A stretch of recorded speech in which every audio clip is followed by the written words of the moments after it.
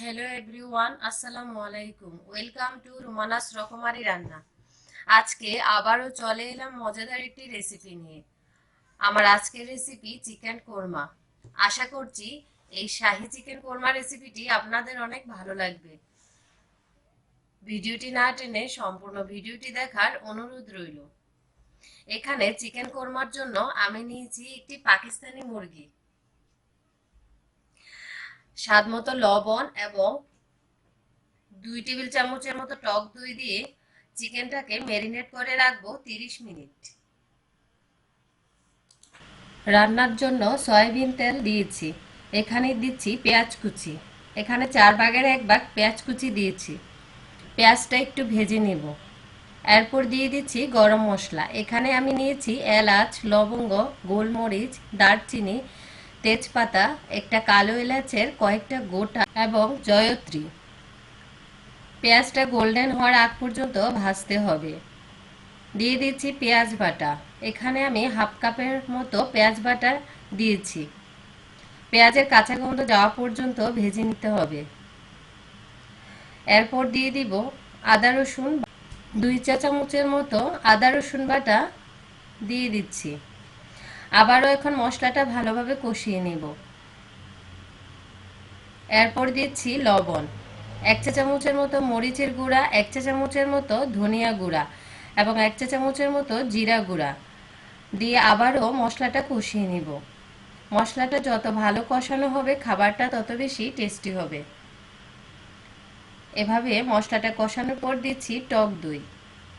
এখানে আমি 3/1 ভাগ টক দই ব্যবহার করেছি। আবারও একটু নেড়েচেড়ে দিচ্ছি। তারপর দিয়ে দিব বাদাম বাটা। এখানে আমি কাঠবাদাম দিয়েছি 10 থেকে 12টা। আপনারা চাইলে কাজু বাদামও। তারপর মশলাটা আরও ভালোভাবে কষানোর জন্য দিয়ে দিচ্ছি প্যাকেটের দুধ। এখানে দুধটা আমি গরম করে নিয়েছি, হালকা গরম অবস্থায় দিয়েছি। আপনারা চাইলে গরুর দুধও ব্যবহার করতে পারবেন। এভাবে দুধের সাথে মশলাটা ভালোভাবে কষিয়ে নিতে হবে। মশলাটা কষানো হয়ে গেলে এর মধ্যে দিয়ে দিব ম্যারিনেট করা চিকেনগুলো। এই অবস্থায় চুলার হিটটা মিডিয়ামে নিচে রাখতে হবে। এভাবে চিকেনগুলো মশলাটার সাথে ভালোভাবে কষিয়ে নেব। কষানোর পর দিয়ে দিচ্ছি আবারও দুধ। দুধ দেওয়ার পর আমি চিকেনটাকে 10 থেকে 12 মিনিট রান্না করব। এখন দিয়ে দিব পেঁয়াজ বেরেস্তা। আমি এখানে লাল পেঁয়াজ ব্যবহার করেছি, তাই পেঁয়াজটা দেখতে কালো দেখাচ্ছে। দিয়ে দিচ্ছি 1 টেবিল চামচের মতো ঘি দিয়ে আবারও মাংসটাকে নেড়েচেড়ে মিশিয়ে দিচ্ছি। এর মধ্যে দিয়ে দিব কয়েকটা আস্ত কাঁচামরিচ। কাঁচামরিচগুলো আমি একটু কেটে দিচ্ছি, এখানে সুন্দর ফ্লেভার ছড়ানোর জন্য দিয়েছি। এভাবে ঢাকনা দিয়ে ঢেকে রান্না করব। ঢাকনা উঠিয়ে মাংসটাকে নেড়েচেড়ে দিতে হবে যেন মশলাটা তলানিতে লেগে না যায়।